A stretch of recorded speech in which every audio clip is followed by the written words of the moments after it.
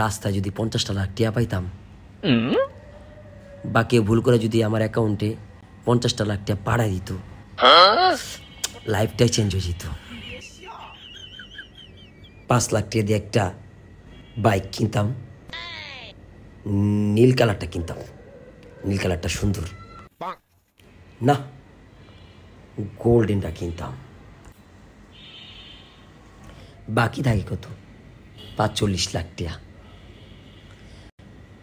5 লাখ টাকা দিয়ে একটা দুমদাম করে বিয়া করে ফেলাইতাম।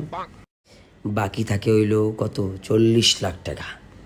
40 লাখ টাকা যদি হয় তাইলে 20 লাখ টাকা দিয়ে একটা আলিশান বাড়ি বানায় ফেলাইতাম। বাকি থাকে কত? ক্যালকুলেটারটা দিয়ে একটু দেখি। বাকি থাকে হইল 20 লাখ টাকা। 10 লাখ টাকা গরিব দুঃখী করে দান করে দিলাম, যা গরিব দুঃখী করে দান করে দিলাম। বাকি থাকে কত? 10 লাখ টাকা। এর মধ্যে একটা 1 লাখ বা 1.5 লাখ টাকার ভিতরে একটা আইফোন কিনে ফেলাইতাম।